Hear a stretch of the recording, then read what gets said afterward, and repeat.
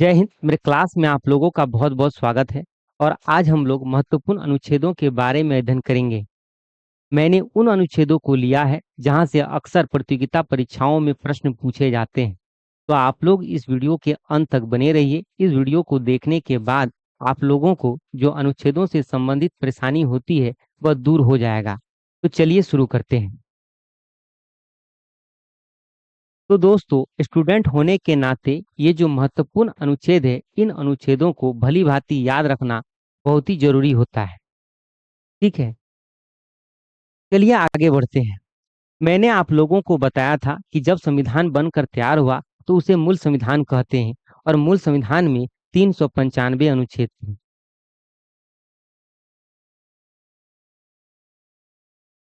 फिर क्या हुआ, 1951 से इसमें संशोधन होना चालू हुआ और धीरे धीरे करके इसके अनुच्छेदों की संख्या बढ़ती चली गई। और आज वर्तमान में लगभग 470 अनुच्छेद हो चुके हैं।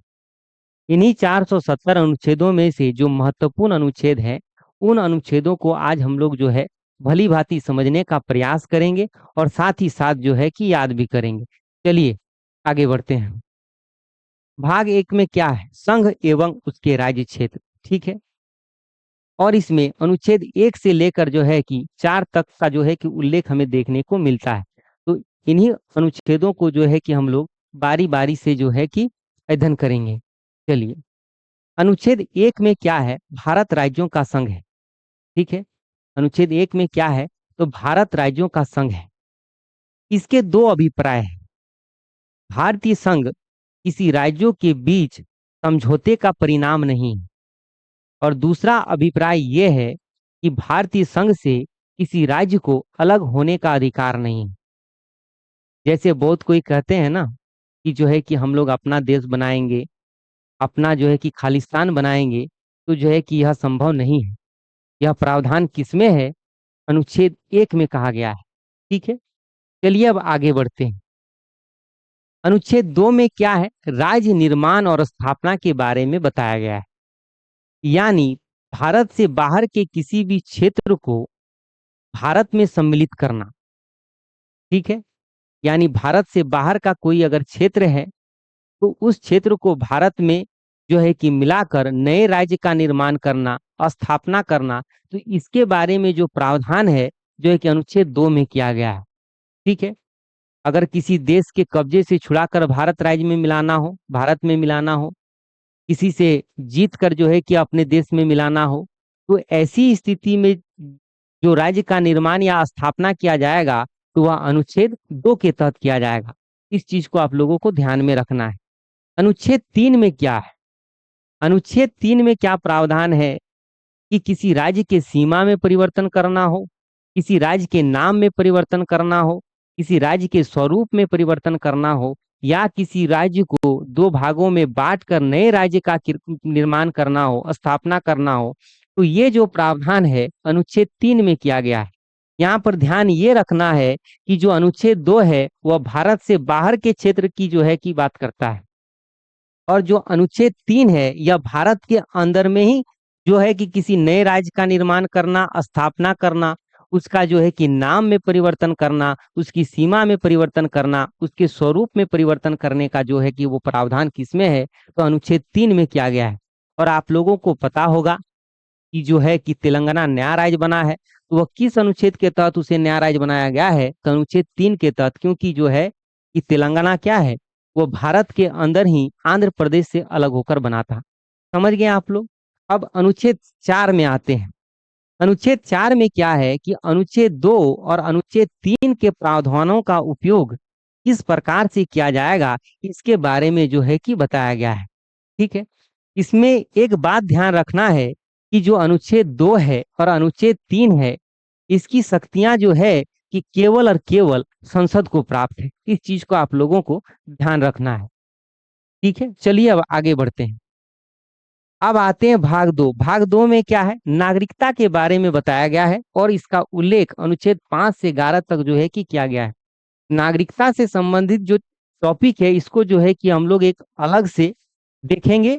ठीक है, इसका अलग से अध्ययन करेंगे। ठीक है, क्योंकि इसमें जो है कि बहुत ही कम प्रश्न इससे पूछे जाते हैं। ठीक है, इसलिए हम लोग क्या करेंगे, इसको अलग से एक टॉपिक बनाकर जो है कि देखेंगे। चलिए अब आगे बढ़ते हैं। भाग 3 में क्या है, मौलिक अधिकार के बारे में बताया गया है और इसका उल्लेख अनुच्छेद 12 से 35 तक किया गया है। मैंने आप लोगों को जो है कि मौलिक अधिकार के बारे में जो है कि बताया था, और मैंने इसे एक अलग टॉपिक के रूप में जो है कि अपने चैनल पर डाला है। बहुत विस्तार पूर्वक मैंने इसको बताया है। आप लोग जो है कि वहां पर जाकर इसे देख सकते हैं, बहुत बारीकी से मैंने बताया है, ठीक है ना, समझ गए ना। लेकिन हम लोग क्या करेंगे कि एग्जाम की दृष्टि से इसको भी एक बार रिवीजन कर लेंगे, ताकि जो है कि हमें आगे चलकर काम देगा, ठीक है। चलिए आगे बढ़ते हैं। अनुच्छेद 14 में क्या है, विधि के समक्ष समानता, यानी कानून के नजरों में सब कोई समान है। कानून की नजरों में कोई बड़ा नहीं है, कोई छोटा नहीं है, कोई ऊंच नहीं है, कोई नीच नहीं है, ठीक है ना। तो कानून की नजरों में क्या है, सब कोई बराबर है। कोई अमीर नहीं है, कोई गरीब नहीं है, ठीक है ना, कोई उच्च जाति का नहीं है, कोई नीच जाति का नहीं है।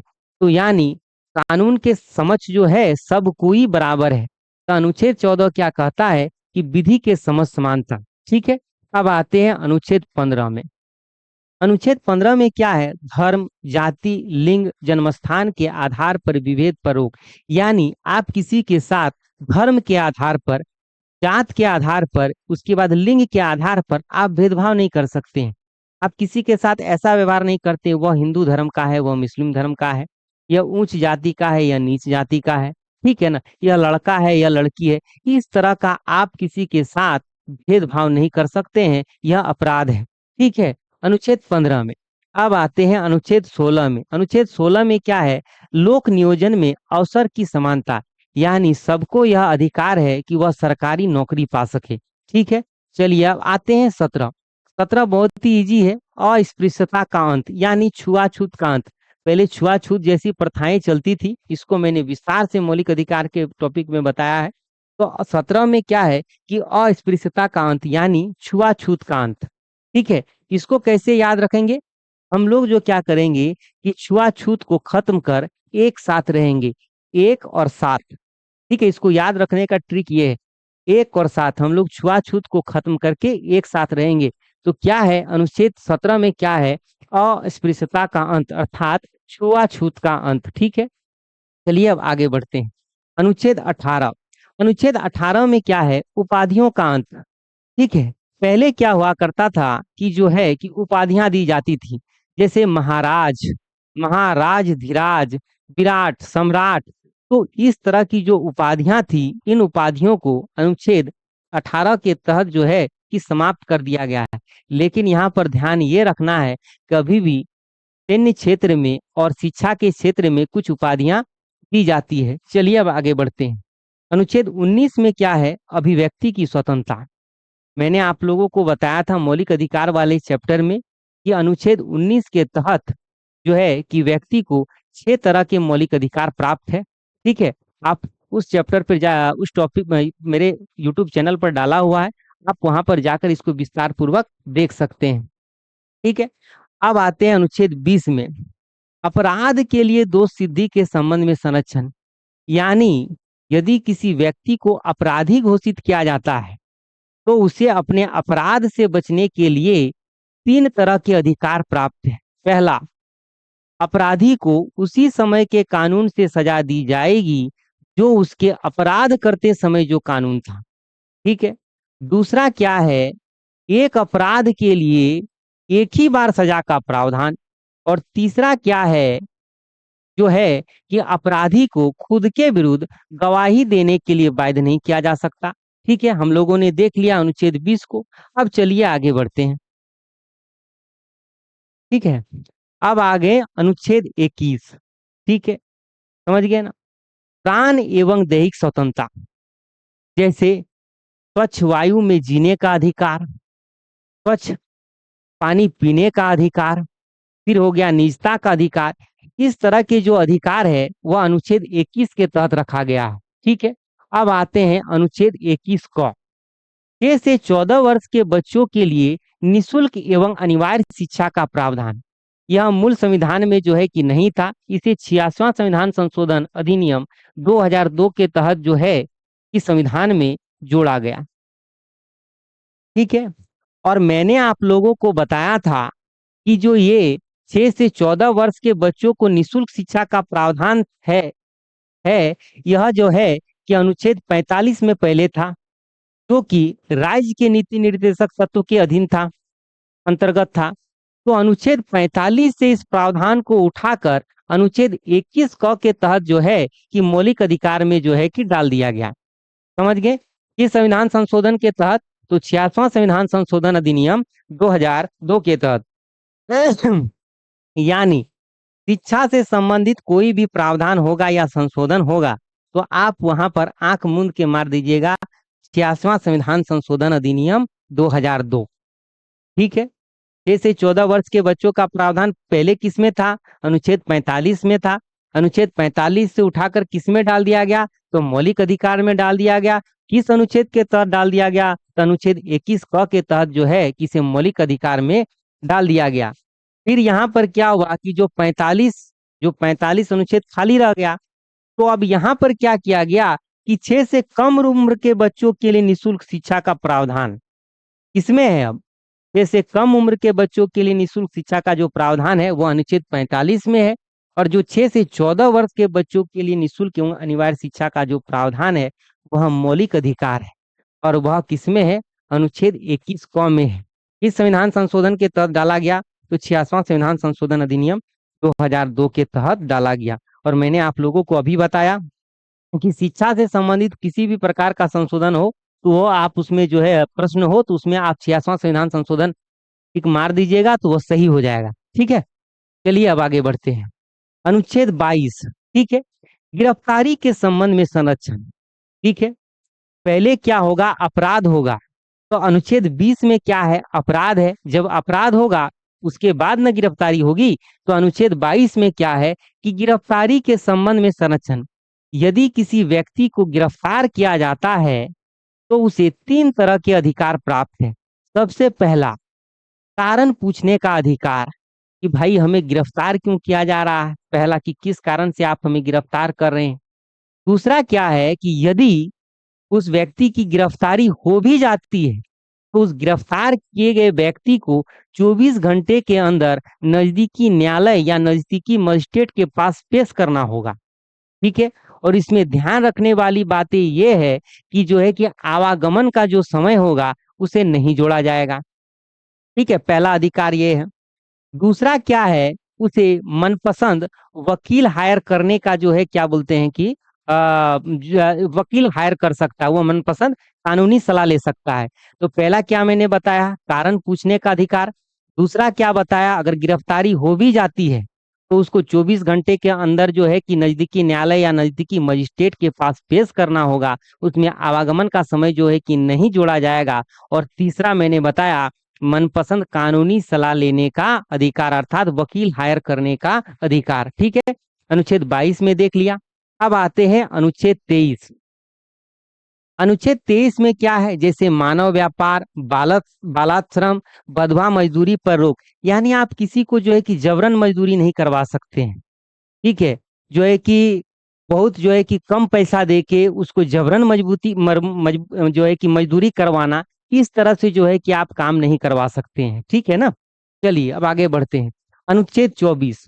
अनुच्छेद 24 में क्या है? 14 वर्ष से कम उम्र के बच्चों को कारखानों में, खानों में काम करने पर रोक, यानी 14 वर्ष से कम उम्र के जितने भी बच्चे हैं आप उसको जो है कि कारखानों में, खानों में, पटाखा फैक्ट्री में जो है कि आप काम नहीं करवा सकते हैं। इसको भी याद कर लिया। अब आते हैं अनुच्छेद 25 में। किसी भी धर्म को मानने, उसका आचरण करने, उसका प्रचार प्रसार करने का अधिकार। ठीक है। अनुच्छेद 25 क्या कहता है कि आप किसी भी धर्म को मान सकते हैं, उसका आचरण कर सकते हैं, उसका प्रचार प्रसार कर सकते हैं। ठीक है। अनुच्छेद 25 में। चलिए अब आते हैं अनुच्छेद 26। अनुच्छेद 26 में क्या है? धार्मिक प्रबंध करने का अधिकार। ठीक है। जैसे यज्ञ, हवन, उसके बाद जो है आप क्या बोलते हैं, जो प्रवचन वगैरह देता है ना, उसी के बारे में जो है कि कहा गया है अनुच्छेद 26 में। अनुच्छेद 27 में क्या है? धार्मिक कार्यों को संपोषित, यानी धार्मिक कार्यों को, धर्म को बढ़ावा देने के लिए जो हम लोग जो पैसा वगैरह देते हैं ना, दान वगैरह देते हैं, कर वगैरह देते, टैक्स देते, लेकिन ध्यान रखिए जो पैसा दिया जाता है या हम देते हैं उसको जबरन वसूल कर नहीं लिया जा सकता है, कर के रूप में नहीं लिया जा सकता, नहीं देना ही होगा। ऐसा आप किसी से जबरन नहीं ले सकते। वो स्वेच्छा से दे रहा है तो वो ठीक है, स्वेच्छा से दान कर रहा है तो ठीक है, जबरन नहीं लिया जा सकता है। अब आते हैं अनुच्छेद 28 में, धार्मिक शिक्षा या उपासना में उपस्थित होने की स्वतंत्रता। इसका तात्पर्य ये है कि जो भी ऐसा शैक्षणिक संस्थान जो पूर्ण रूप से सरकार द्वारा संचालित किया जा रहा है, ठीक है, राज्य सरकार चला रही है या फिर केंद्र सरकार चला रही है, तो ऐसे शिक्षण संस्थानों में जो है कि पूजा उपासना पूर्ण रूप से जो है कि पाबंद है, ठीक है, इसमें आप नहीं कर सकते हैं। और ऐसे शिक्षण संस्थानों में किसी भी छात्र छात्रा को आप जबरन नहीं कर सकते हैं कि आप पूजा में सम्मिलित होइए, उपासना में सम्मिलित होइए, इस तरह के जो है कि आप व्यवहार नहीं कर सकते हैं। यह किसमें कहा गया है? तो अनुच्छेद 28 में कहा गया है। अब यहाँ पर ध्यान रखना है अनुच्छेद 29। अनुच्छेद 29 और 30 केवल और केवल अल्पसंख्यकों को प्राप्त है। जो भाषा के आधार पर, धर्म के आधार पर जो अल्पसंख्यक है, उनको जो है कि यह अधिकार प्राप्त है। अनुच्छेद 29 और अनुच्छेद 30। अनुच्छेद 29 क्या कहता है कि अल्पसंख्यकों के हितों का संरक्षण, यानी अनुच्छेद 29 के तहत जो अल्पसंख्यक है वह अपने भाषा, लिपि, संस्कृति को जो है कि बचा सकते हैं, बचाएंगे, ठीक है। तो अनुच्छेद 29 में यह कहा गया है। चलिए अब हम लोग आगे बढ़ते हैं। अब अनुच्छेद 30 आ गया, ठीक है। शिक्षण संस्थान की स्थापना, जो अल्पसंख्यक लोग हैं अपनी भाषा, अपनी लिपि, अपनी संस्कृति को बचाने के लिए शिक्षण संस्थान की स्थापना कर सकते हैं। जैसे मुस्लिम लोग क्या मदरसा की स्थापना करते हैं, तो अनुच्छेद 30 में यही बात कहा गया है। अब अनुच्छेद 31 में क्या है, तो आप लोगों को पता होगा कि 44वां संविधान संशोधन अधिनियम 1978 के तहत जो है संपत्ति के अधिकार को मौलिक अधिकार की श्रेणी से हटाकर कानूनी अधिकार के दायरे में डाल दिया गया। इसमें डाल दिया गया, तो उसे भाग 12 के अनुच्छेद 301 के तहत जो है इसे कानूनी अधिकार के दायरे में डाल दिया गया। यानी अनुच्छेद 31 में क्या था, तो अनुच्छेद 31 में था संपत्ति का अधिकार। क्या था? संपत्ति का अधिकार था, जिसे कानूनी अधिकार के दायरे में डाल दिया गया है। किस संविधान संशोधन के तहत? तो 44वां संविधान संशोधन के तहत। कब? तो 1978 में। उसके बाद किस में डाला गया? तो भाग 12 में। किस अनुच्छेद में? तो अनुच्छेद 301 के तहत, ठीक है। तो अनुच्छेद 31 कोई मौलिक अधिकार नहीं है। इस चीज को आप लोगों को ध्यान रखना है कि जो है कि यह मौलिक अधिकार नहीं है 31, ठीक है ना, उसको हटा दिया गया है, ठीक है। अब आते हैं अनुच्छेद 32, संवैधानिक उपचारों का अधिकार, ठीक है। मैंने अभी जितने भी मौलिक अधिकार बताया, अगर इनमें से किसी भी प्रकार का मौलिक अधिकार का किसी का हनन होता है, तो आप अनुच्छेद 32 के तहत जो है सुप्रीम कोर्ट या हाई कोर्ट का दरवाजा खटखटा सकते हैं। इसके तहत अनुच्छेद 32 के तहत, अनुच्छेद 32 को ही जो है डॉक्टर BR अम्बेडकर ने संविधान की आत्मा कहकर संबोधित किया है। चलिए अब आगे बढ़ते हैं। अनुच्छेद 33 में क्या है? अनुच्छेद 33, 34 और 35 कोई मौलिक अधिकार नहीं है, लेकिन यह मौलिक अधिकार से जुड़ा हुआ है, ठीक है। तो अनुच्छेद 33 में क्या है कि किसी क्षेत्र में जैसे खुफिया विभाग है, पुलिस बल है, सशस्त्र बल है, तो इनके जो मौलिक अधिकार है, इनके मौलिक अधिकारों को जो है कि संसद कुछ हद तक कम कर सकती है, समाप्त कर सकती है, या फिर उसमें कुछ बदलाव कर सकती है। यह अधिकार किसको प्राप्त है? तो संसद को प्राप्त है, ठीक है। अब आते हैं अनुच्छेद 34। अनुच्छेद 34 में क्या है? Martial law. यदि किसी क्षेत्र में मार्शल लॉ अर्थात सैन्य कानून लगाया जाता है, तो ऐसी स्थिति में जो है कि संसद वहां पर रहने वाले लोगों के मौलिक अधिकार को कुछ कम कर सकती है, समाप्त कर सकती है, या फिर यूं कहे कि उसमें कुछ किसी भी प्रकार का परिवर्तन कर सकती है। और यह कौन करेगी? तो संसद कर सकती है, ठीक है। अनुच्छेद 35। अनुच्छेद 35 के तहत जो है कि संसद को यह अधिकार प्राप्त है कि वह मौलिक अधिकारों के संबंध में कानून बना सकती है, ठीक है। तो देखिए हम लोगों ने कितनी आसानी से मौलिक अधिकार तक जो है कि रिवीजन कर लिया, ठीक है। चलिए अब आगे बढ़ते हैं। भाग 4 में क्या है? राज्य के नीति निर्देशक तत्व, यानी directive principle of state policy, इसके बारे में मैंने अलग से टॉपिक से जो है कि बताया हूँ, विस्तार पूर्वक बताया हूँ। आप वहां पर जाकर देख सकते हैं, पूरा विस्तार से मैंने बताया है। ठीक है, इसका उल्लेख अनुच्छेद 36 से लेकर अनुच्छेद 51 तक जो है कि हमें देखने को मिलता है, डीपीएसपी। ठीक है, अब आते हैं भाग 4 को। भाग 4 क में क्या है, मौलिक कर्तव्य है। ठीक है, और यह इसका उल्लेख अनुच्छेद 51 क में देखने को हमें मिलता है। और आप लोगों को पता होगा कि जो है कि वर्तमान में 11 मौलिक कर्तव्य हैं। ठीक है, समझ गए ना। तो ये जो 4 क है, इसको जो है कि 42वां संविधान संशोधन अधिनियम 1976 के तहत जोड़ा गया था। ठीक है, इस चीज को आप लोग को ध्यान में रखना है। इसको 1976 में जोड़ा गया था। और जो है कि आज वर्तमान में जो है कितने मौलिक कर्तव्य है, 11 मौलिक कर्तव्य है। ठीक है ना। तो जो मौलिक कर्तव्य है, इसको भी जो है कि हम लोग अलग से एक टॉपिक लाकर जो है कि देखेंगे, क्योंकि थोड़ा सा ये लंबा है। ठीक है ना, लंबा नहीं है, 11 मौलिक कर्तव्य को थोड़ा देखना भी है, याद करना भी है। चलिए, तो भाग जो 4 है, आप उसको देख लेंगे, मैंने जो है कि बताया है अपने चैनल पर। और जो है क्या बोलते हैं कि भाग 4 क के बारे में हम लोग जो है कि देखेंगे, पढ़ाई करेंगे इसके लिए। चलिए अब आगे बढ़ते हैं। ठीक है। हम्म अब भाग 5 में क्या है, केंद्र सरकार अर्थात संघ सरकार। इसका उल्लेख हमें 52 से लेकर 151 तक जो है कि देखने को मिलता है। ठीक है जी। तो सबसे पहले राष्ट्रपति के बारे में जानते हैं। देखिए, इसको जो है कि हम लोग बहुत आसानी से याद कर लेंगे। ठीक है, देखिए यहाँ पर क्या है कि जो भाग 5 है, उसमें केंद्र सरकार के बारे में कहा गया है। और इसका स्टार्टिंग कहाँ से होता है, अनुच्छेद 52 से होता है। तो दिमाग में इतना आना चाहिए कि भाई इस पहला अनुच्छेद कौन सा होगा, वो अनुच्छेद 52 होगा। ठीक है, अब केंद्र सरकार के बारे में बात कही जा रही है, तो पहले कौन होगा, राष्ट्रपति होगा। तो अनुच्छेद 52 में क्या है कि राष्ट्रपति का पद है। अब जब 52 में पद है, तो 53 में क्या होना चाहिए, राष्ट्रपति को शक्ति एवं कार्य। ठीक है, तो अब अनुच्छेद 53 में क्या है, राष्ट्रपति के शक्ति एवं कार्य के बारे में बताया गया है। अब अनुच्छेद 54 में क्या है, तो राष्ट्रपति के निर्वाचन, यानी राष्ट्रपति का निर्वाचन किस तरह से किया जाएगा, इसके बारे में बताया गया है। और वर्तमान में आपको पता होगा कि जो है कि शायद कॉलेजियम सिस्टम जो है कि ठीक है, सॉरी सॉरी गलत बता रहा हूं मैं वो, सॉरी।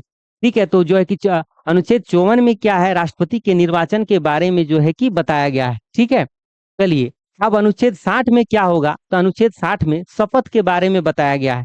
ठीक है, यहाँ पर ध्यान ये रखना है कि जो है मैंने आप लोगों को बताया था कि दूसरी अनुसूची में वेतन एवं भत्ते के बारे में बताया गया है, और तीसरी अनुसूची में शपथ के बारे में बताया गया है। लेकिन यहाँ पर यह ध्यान रखना है कि तीसरी अनुसूची में राष्ट्रपति के शपथ का उल्लेख नहीं है। यहाँ से हमेशा जो है कि फंसाने का प्रयास किया जाता है। तो राष्ट्रपति के शपथ का उल्लेख अनुच्छेद 60 में है, इस चीज को ध्यान में रखना है। ठीक है, तो अनुच्छेद 52 में क्या देखा, पद। 53 में क्या देखा, शक्ति एवं कार्य। और 54 में क्या देखा, तो निर्वाचन देखा। और उसके बाद जो है कि 60 में क्या देखा, तो शपथ देखा। 60 और शपथ। अनुच्छेद 61 में क्या है, महाभियोग, यानी राष्ट्रपति को किस तरह से हटाया जाएगा और राष्ट्रपति को हटाने की जो प्रक्रिया होगी वो किस किस प्रकार से होगी, उसके बारे में उल्लेख किया गया, किसमें, अनुच्छेद 61 में, यानी महाभियोग। अब आते हैं अनुच्छेद 72। अनुच्छेद 72 में क्षमादान की शक्ति प्राप्त है राष्ट्रपति महोदय को। यानी कोई अगर अपराधी है, उसने अपराध किया है, तो उसको जो है कि सजा मिलेगी, उस सजा को जो है कि राष्ट्रपति क्षमा दे सकती है। मृत्यु दंड को भी जो है कि वो क्षमा दे सकते हैं। ठीक है, तो अनुच्छेद 72 के तहत क्या है, क्षमादान की शक्ति। अनुच्छेद 85 में क्या है, लोकसभा का विघटन। ठीक है, अनुच्छेद 85 में क्या है, तो लोकसभा का विघटन। लोकसभा प्रधानमंत्री की सलाह पर जो है कि राष्ट्रपति महोदय लोकसभा का विघटन कर सकते हैं। अब आते हैं किसमें, अनुच्छेद 123। एक 123 में क्या है, तो अध्यादेश है, ऑर्डिनेंस है। ठीक है, अध्यादेश के बारे में बताया गया है। अब अध्यादेश क्या होता है, कभी कभार क्या होता है, कुछ ऐसी स्थितियां उत्पन्न होती है कि जिसमें ऐसे यूं मान सकते हैं कि यदि किसी कारणवश लोकसभा और राज्यसभा की बैठक न चल रही हो और देश को किसी अति आवश्यक कानून की आवश्यकता पड़ जाए, तो ऐसी स्थिति में राष्ट्रपति महोदय उस बिल पर जो है कि खुद ब खुद साइन करके कानून के रूप में उसे लागू कर सकते हैं, जिसे क्या कहते हैं, अध्यादेश कहते हैं। क्या कहते हैं? अध्यादेश। इसको याद कैसे रखेंगे? इसको ऐसे याद रखना है, 1 2 3 आई एम फ्री, यानी राष्ट्रपति महोदय 1 2 3 आई एम फ्री यानी अध्यादेश लगाएगा और वह फ्री हो जाएगा। ठीक है, तो अनुच्छेद 123 में क्या है? अध्यादेश है। अब आते हैं अनुच्छेद 143। अनुच्छेद 143 में क्या है कि राष्ट्रपति महोदय सुप्रीम कोर्ट से सलाह ले सकते हैं। यदि कहीं कभी अगर राष्ट्रपति महोदय को ऐसा लगता है कि नहीं जो है कि हमको थोड़ा सुप्रीम कोर्ट से इस काम कार्य के लिए सलाह ले लेनी चाहिए, तो राष्ट्रपति महोदय जो है कि सुप्रीम कोर्ट से सलाह ले सकते हैं। इस अनुच्छेद के तहत, तो अनुच्छेद 143 के तहत। लेकिन यह जरूरी नहीं है कि जो सुप्रीम कोर्ट सलाह देगी वह राष्ट्रपति महोदय जो है कि मानेगा ही। यह जो है कि राष्ट्रपति महोदय के ऊपर डिपेंड करता है। ठीक है, सुप्रीम कोर्ट सलाह देगी लेकिन सलाह जो है कि वह मानने के लिए बाध्य नहीं है। ठीक है, तो हम लोगों ने देख लिया। पहले फिर एक बार याद कर लेते हैं। 52 में क्या है? पद है। 53 में क्या है? कार्य एवं शक्ति है। 54 में क्या है? तो निर्वाचन है। 60 में क्या है? शपथ है।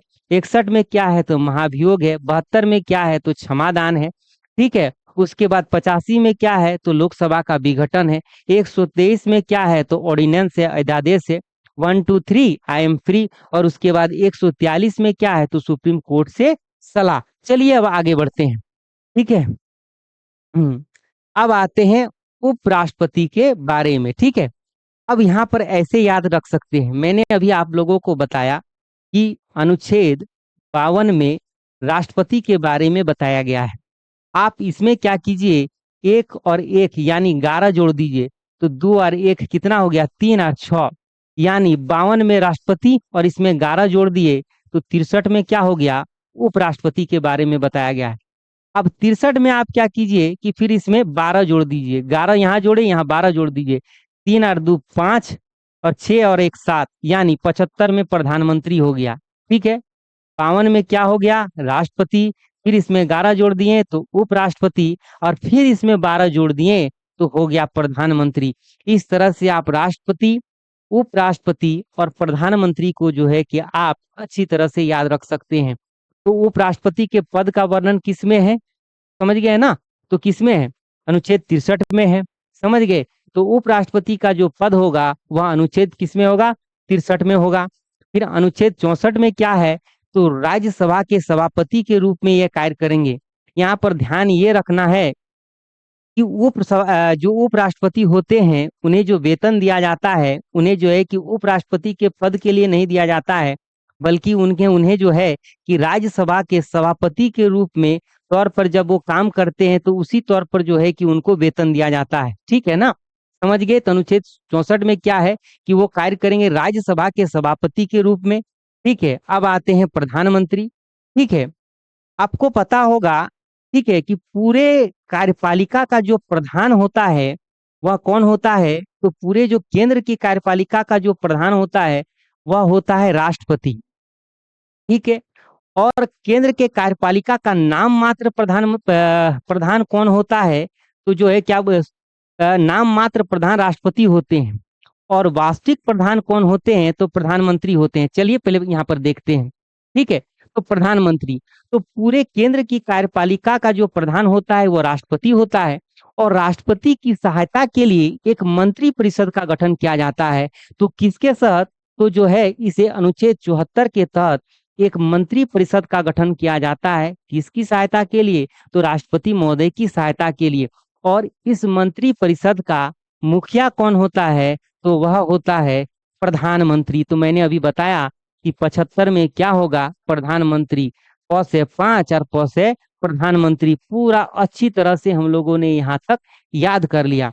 अब यहाँ पर ध्यान ये रखना है कि कार्यपालिका का वास्तविक प्रधान कौन होता है और कार्यपालिका का नाम मात्र प्रधान कौन होता है। तो कार्यपालिका का वास्तविक प्रधान प्रधानमंत्री होता है और कार्यपालिका का जो है कि नाम मात्र प्रधान जो है वह राष्ट्रपति होता है। मैं केंद्र की कार्यपालिका की बात कर रहा हूँ। ठीक है, अब देखिए वास्तविक प्रधान किसे कहते हैं और नाम मात्र प्रधान किसे कहते हैं? तो वास्तविक प्रधान उसे कहते हैं जो वास्तव में कार्य को करता है। यानी हमारे जो प्रधानमंत्री जी हैं, ये वास्तव में कार्यों को करता है। और जो क्या बोलते हैं कि जो राष्ट्रपति है, वो जो है कि वास्तव में वो तो नहीं करता, वो तो इशारों पे जो है कि चलता है। तो जिस कारण से प्रधानमंत्री को कार्यपालिका का वास्तविक प्रधान कहा जाता है, जबकि केंद्र की कार्यपालिका का राष्ट्रपति महोदय को नाम मात्र प्रधान कहा जाता है। यानी ऐसे याद रख सकते हैं कि जो वास्तव में काम करेगा वह वास्तविक प्रधान कहलाएगा। ठीक है, और जो नाम मात्र का काम करेगा वह जो है कि नाम मात्र का प्रधान कहलाएगा। अब आते हैं अनुच्छेद 76, महान्यायवादी यानी अटॉर्नी जनरल, भारत का महान्यायवादी। ठीक है, भारत का महान्यायवादी भारत सरकार का मुख्य कानूनी सलाहकार होता है। यानी कानून से संबंध में किसी भी प्रकार का अगर केंद्र सरकार को सलाह देना हो तो वह कौन देगा, तो वह महान्यायवादी देगा। तो भारत का महान्यायवादी भारत सरकार का मुख्य कानूनी सलाहकार होता है, और यह सुप्रीम कोर्ट में केंद्र सरकार के वकील के रूप में जो है कि यह जो है कि कार्य करता है। ठीक है, और वैसे व्यक्ति जो सुप्रीम कोर्ट के न्यायाधीश बनने की योग्यता रखते हैं, ऐसे किसी व्यक्ति को राष्ट्रपति महोदय प्रधानमंत्री की सलाह पर जो है कि महान्यायवादी के पद पर नियुक्त कर सकते हैं, अटॉर्नी जनरल। ठीक है, तो मेरा यह टॉपिक आप लोगों को कैसा लगा? यह पार्ट 1 था। आज इतना ही रहने देते हैं, यह पार्ट 1 है। फिर हम लोग एक पार्ट 2 लाएंगे, ठीक है, तो और फिर पार्ट 3 लाएंगे। इस तरह से हम लोग क्या करेंगे, सभी अनुच्छेदों को बारी बारी से देख लेंगे। ठीक है, एक बार में दोस्तों अगर आप लोग देखिएगा तो बहुत ही भास्ट लगेगा, बहुत लंबा चौड़ा लगेगा, जिस कारण से जो है कि हम लोग क्या करेंगे, पार्ट 1 पार्ट 2 पार्ट 3 करके जो है देंगे। तो कितनी जो है कि सरल भाषा में हम लोगों ने याद कर लिया। तो मेरा यह जो है कि टॉपिक कैसा लगा, अगर आप लोगों को अच्छा लगा है तो जो है कि इसको लाइक करे, सब्सक्राइब करे, कमेंट करे, अपने दोस्तों को भेजे। बहुत गर्मी दे रहा है दोस्तों, आप लोग के लिए मैं वीडियो बना रहा हूँ, थोड़ा मेरा मोरल अप कीजिए, ठीक है ना। चलिए, धन्यवाद। जय हिंद, जय भारत, धन्यवाद।